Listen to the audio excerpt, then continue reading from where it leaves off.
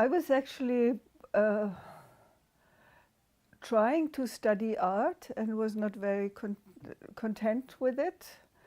And I had some friends who had went to Berlin because there was squatting. There was this big squatting movement in the end of the 70s, beginning of 80s.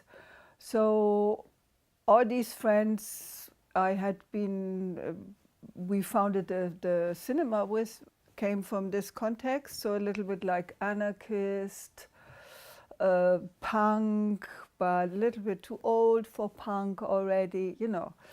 And you know, at that time, space was cheap in Berlin. And they had found this old cinema in Wedding, which is a former workers' district in Berlin. It was also, in the 20s, it was called the Red Wedding. So there, it was one of the districts who resisted to the Nazis the longest time. But at that time, there was a lot of right-wing voters in '84. Already there was this party, Republicans, and there were a lot of right-wing, and it was a very mixed migrant neighborhood. And they had found this old cinema, which had been built in the 50s under the name of Clue. That was the idea. And we got it. There was a Turkish small entrepreneur who had wanted to do Turkish cinema there in this neighborhood, because there were was a big Turkish community. And actually it didn't work out very well for him. His name was Ismail Cebi, Mr. Ismail Cebi. He was a very nice guy, but it didn't work with the cinema, because already the VHS video market was quite strong, and this kind of worked better for the Turkish community and the families to watch the films like that. So he wanted to get rid of the cinema, of the you know, the things, the projection machine. So we had to pay for the projection machine and for the things in the cinema. And we rented the cinema from it was a rented place, and we paid, I think it was nowadays, if you can compare, you can't really, but it was like 650 euro we paid for this big cinema. Sometimes we paid the same amount for heating, for the oil in the winters. There used to be this very cold -20 degrees winters in West Berlin. We are speaking about West Berlin also. We were kind of a collective, actually, programming for the cinema. We did everything. We cleaned the toilets, to start with that. We were talking with the distributors. We were renovating the cinema. We were projecting the films. I learned to project 35mm with 2 changing projectors. We had a wonderful technician who had worked a lot in the Soviet Union, and he gave us, for 1 year, he helped us reorganizing all the machines, and also organized the 60mm projection machine for free. We had 1 year to slowly pay him back all his, he was wonderful. It was already the post-squatting area. People from Kreuzberg traveled to the cinema, and it took them much shorter than they had thought, because, you know, the subway went through the GDR. So there were these like 3 or 4 subway stations where you couldn't go out, where the GDR frontier army was standing. And then, yeah, we did a lot of long nights at that time. So like triple programs in the weekend, where we showed like 3 films somehow fitting together. And we earned actually more with the coffee and the beer and the chocolate than with the cinema entrance.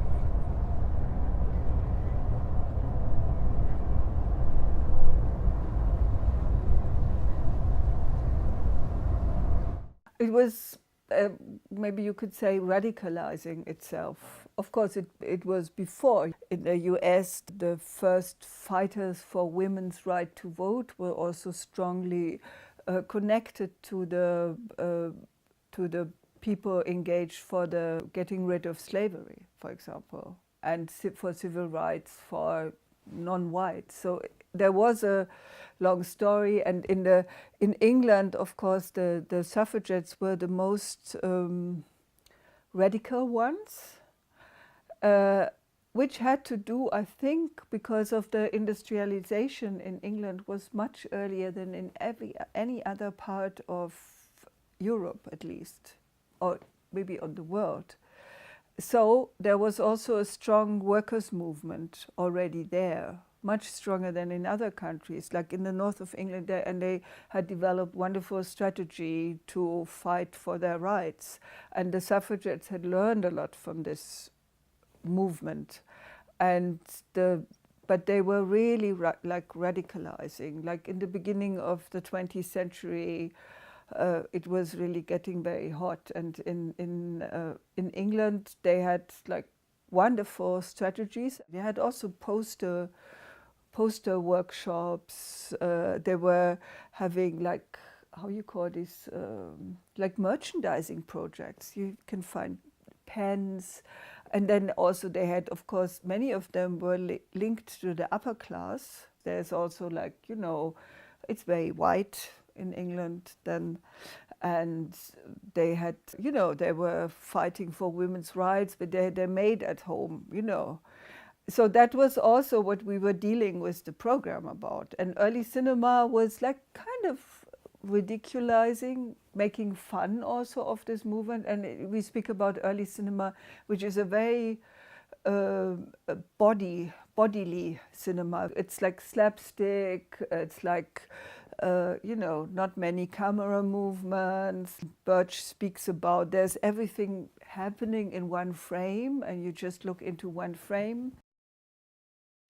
And these kind of making fun and all this kind of actually like women being very present in the image. Like also there were a lot of actresses, artists, like coming from more from the circus and from the fairground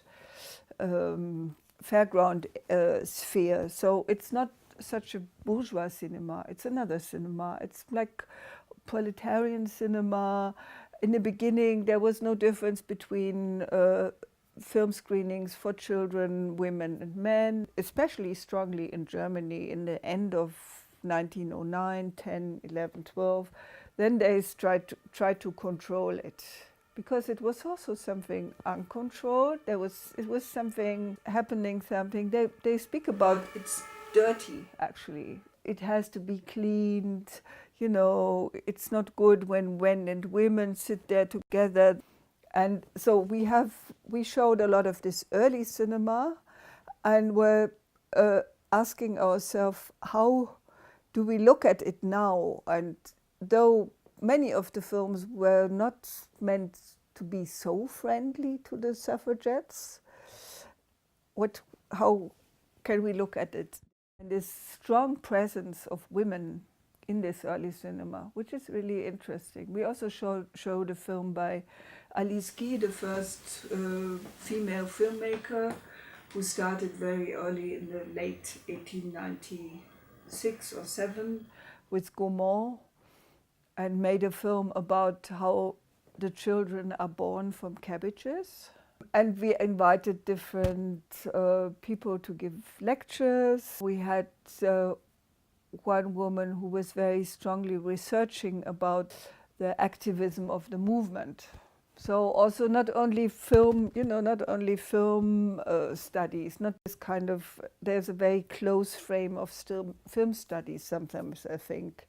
So it was more the idea to widen it, to have a lot of young people there, to have the fun and the joy of the early cinema, to really show the films on 35 millimeter.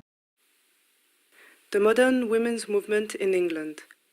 the fanatical suffragettes have thought up another new way of attacking the despised male gender, and especially those in the government who are thwarting their aspirations.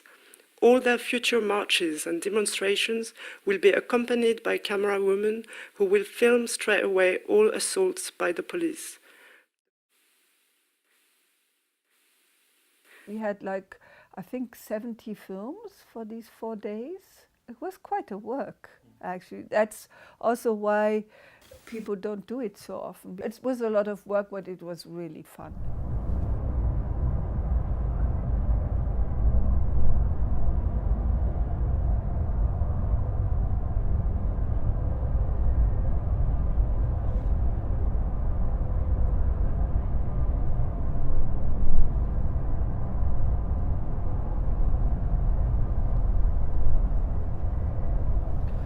Well, the Women's Filmmakers Association was founded in '79, and it was actually the claim was for a quota.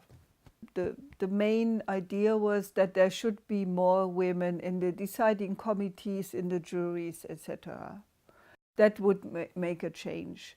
And what we did with the Women's Filmmakers Association also, I don't know exactly when it started, but when I was working with that, we went to the Berlinale, we looked at the program, and we looked how many films by women are there.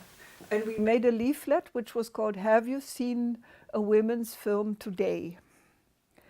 And that had quite an impact, actually. After some years, the boss of the Berlinale, for every press conference, he was saying, this year we have 3 films by women in the competition. It was quite, this year we have only 2, we are very sorry for that, But it was kind of a good, very simple idea. And also, of course, we organized meetings and so on. And there's now existing an association in Cologne, which actually is a kind of an organizational form for women documentary filmmakers. It's called La Doc, for example. But there's also another initiative called Pro Quota Directors and Pro Quota Film now. And Blickpilotin was actually coming also from my cinema work, which with the cinema I spoke about before. I stopped working there in early '88, so I would have wanted to continue. So there were some friends, they have also organized different screenings, and we made a structure together. So I had this idea, I wanted to do a retrospective of Chantal Akerman. I had shown Jeanne Dielman in the cinema, I'd shown Je tue il elle, I had seen News from Home, and I thought it would be very interesting. And I wrote to the Berlin Senate, which was a red-green Senate in '89, and we had a lot of hopes. And I wrote, I want to do this retrospective, please give me money. And they wrote me back, couldn't write Chantal Akerman the right way. And they wrote me back, no. And then there were others like me who had other ideas what they would like to organize. And we had this idea, we want to have a feminist communal, which means subsidized by the commune, by the city, feminist cinema. That would be the right thing for Berlin.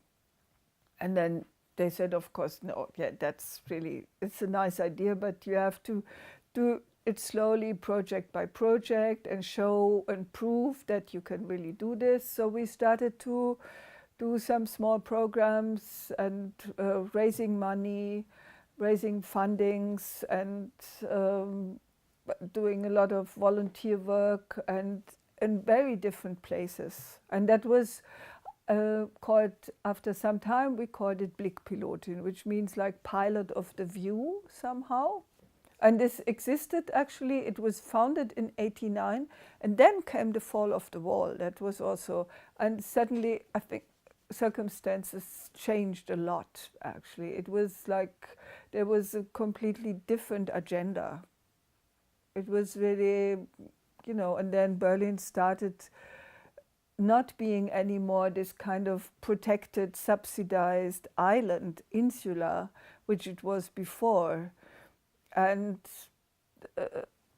kind of a capitalism came in, and a lot of, in the beginning there was a film funding committee self-organized by the filmmakers, actually the Super 8 filmmakers of Berlin had started it. And in the end, we now have a film media board where you have to write, 200 pages to get a small amount of money, and where a lot of money is spent for kind of super commercial, silly stuff. So all this transformation, probably you can tell a lot about transformation processes, though you were born at that time.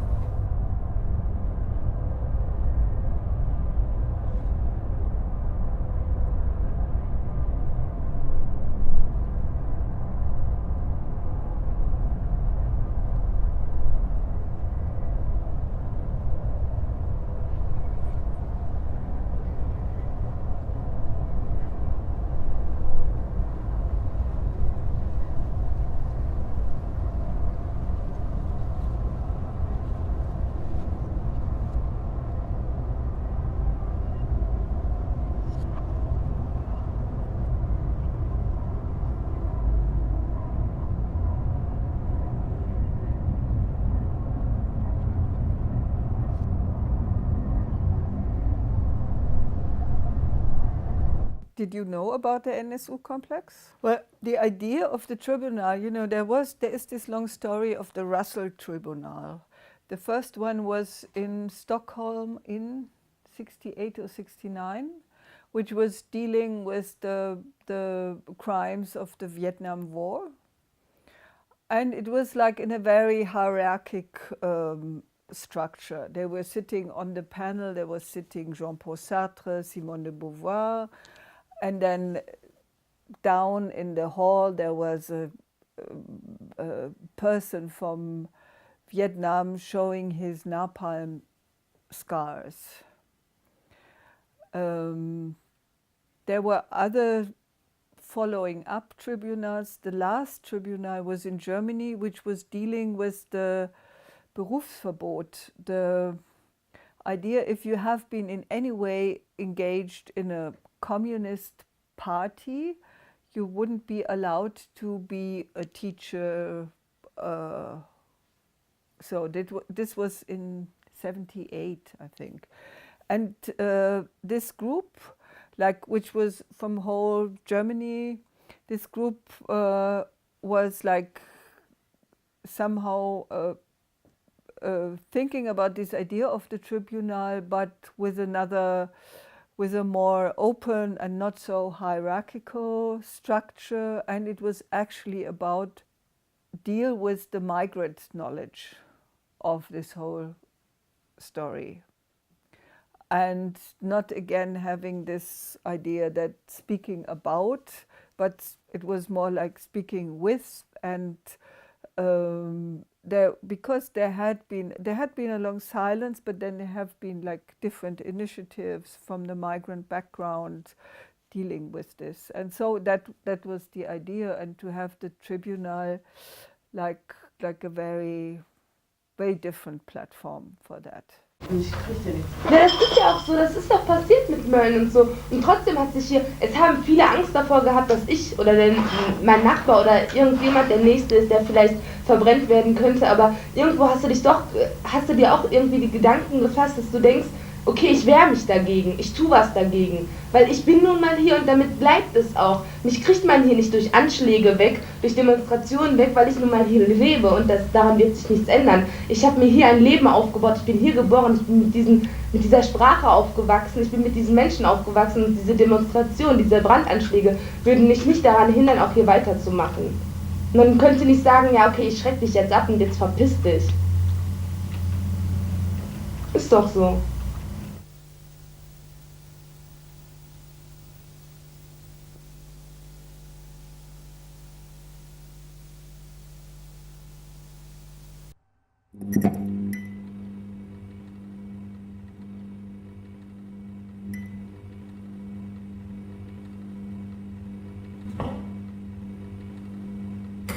That's maybe very short. There's a lot about it, but and we were part of a group which were thinking a lot about how to do the enactment of the tribunal, the mise en scène. It was called AG Inszenierung, and one part of this was to organize some short video spots which would activate people to go to the tribunal at first. But of course, dealing with a lot of other things. They're beyond just the May 7, 2017 tribunal thing. So we were a group of 5 people, and we asked, I would say, 30, 35 people from our context, both filmmakers, artists, activists. Of course, not too many of just the white German like me. Vor dem Hintergrund, dass die Tötung von Menschen in unserem Kulturraum mit einem hohen Tabu belegt ist abzuleiten, dass der Täter hinsichtlich seines Verhaltenssystems weit außerhalb des hiesigen Normen- und Wertesystems verortet ist. Operative Fallanalyse des Landeskriminalamts Baden-Württemberg, Januar 2007. We have now finally like 23 of these spots, which were produced like between 30 seconds and 3 minutes, and they are online. But also the idea was actually to have these spots also in the cinema, as a surprise by people sitting there waiting for the main film and seeing all the advertisements in between, and have 1 or 2 of these spots in between. And that was a lot of negotiating work, of course, to do. And from now, I would say we had quite some success with that. So a lot of cinema were showing that, but I thought it's much more interesting to just having a website. The website has, of course, it has this tendency for a bubble. And to have these things out in the cinema is wonderful. So, and that, of course, I believe in this strange social space of cinema. I think it's something very special.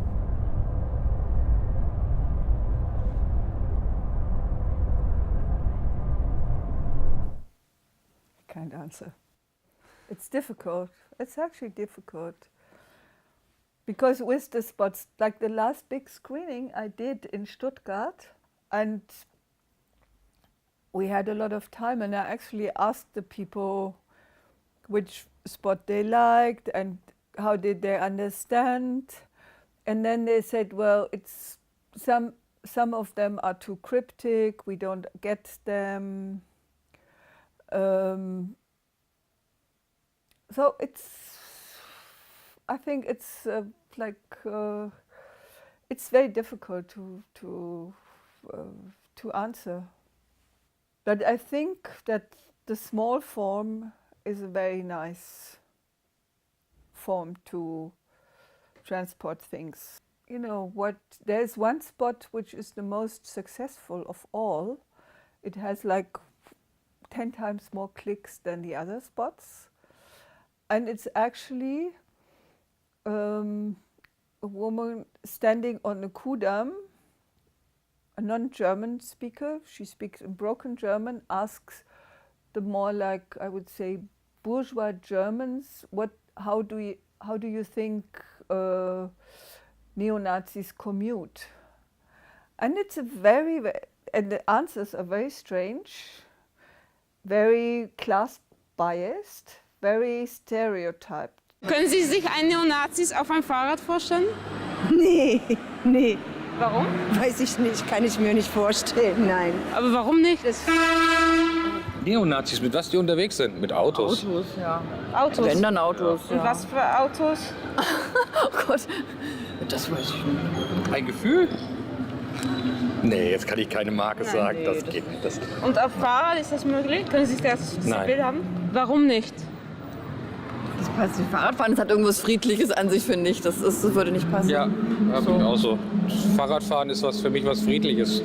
And it's a very interesting spot, and it works, in my opinion, it works so well for many different people because it's very open and it speaks a lot about stereotypes. And I think that's something, for example, if we speak about images, we speak about framing, we speak about stereotypes, we speak about cliches, and the question is, and that is also like to get them, maybe to move them a bit. It's not like, you know, a stereotype is something like it's still, it's stable. And it's about destabilizing. And that maybe, it can lead to people, I don't know, organizing themselves. But maybe also not. It's a very, very difficult question.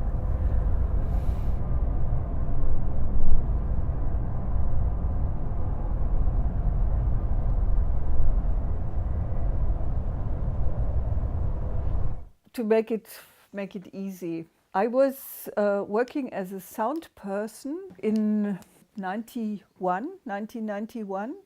Shortly after the fall of the wall, I was working for a documentary film in Namibia. Yeah, it was a documentary film dealing with the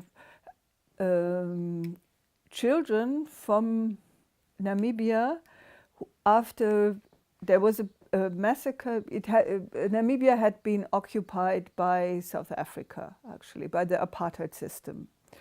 And in 78, and there was a strong liberation movement, the SWAPO. And in 78, there was a bombing of a big camp of refugees near the frontier, the border to Angola. And the GDR and also Czechoslovakia at that time, they decided in the course of international solidarity to take some of the kids there and to give them an education. Some of them had been orphans. So in 91, we made a film of these children, about these children from GDR who had been living in a kind of a community compound, ambivalent, but actually not bad, with their teachers from Namibia learning German and their local language, which was at that time mostly Oshiwambo. And they were in Sachsen-Anhalt in a place.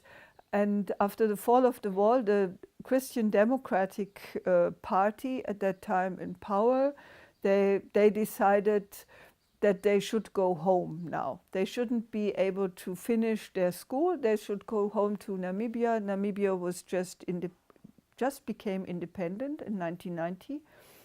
So we went there and made a film about these and how about they're difficult to adjust in this kind of very racist and very still German colonial situation in Namibia. And that was my real first strong experience with colonialism, I would say, yeah. And you know, and this, you know, Germany had lost this colony after the First World War, but still you could feel a lot of this. And so this was one of my experiences, which was quite strong. Also, other experiences after the fall of the wall, there had been very strong racist movement in Germany, very like neo-Nazi.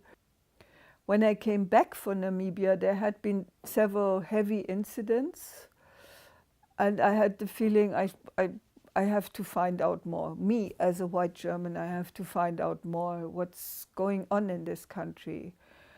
It's not like in England or France, which had been colonizing countries for a long time, but also have an international community living there. Germany was apart from the strong Turkish community, Greek, Turkish migrant community was still quite a white society. So actually we made a program together with the Munich Kunstverein.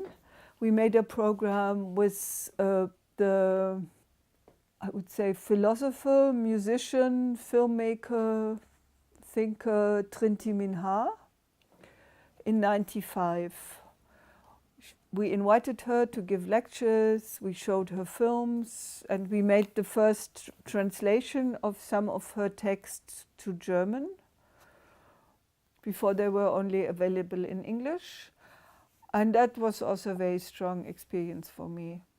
And for example, for this, this program about the René Vauthier, the first French anti-colonial filmmaker, who had been actually fighting as a teenager against the German Nazi occupation in France, and had made a film in 1950 about the colonial rule, the French colonial rule in West Africa.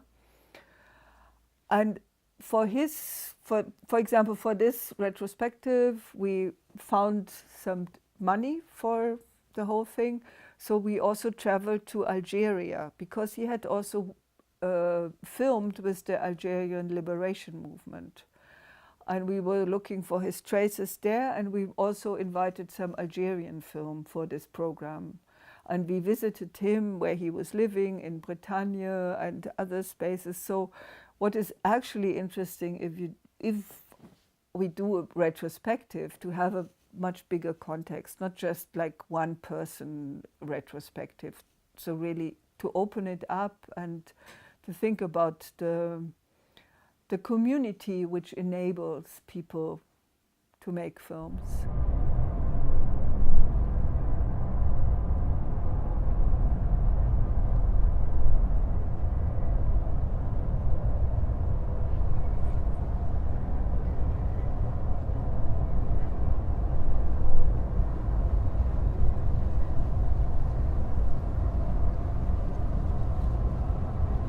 For the last 15 years, there has been a lot of discussions about the cinema and art. But on the one hand, you know, cinema is between, I don't know, the blockbuster and the Super 8 filmer. So, and you have, and in the art scene, you have the participatory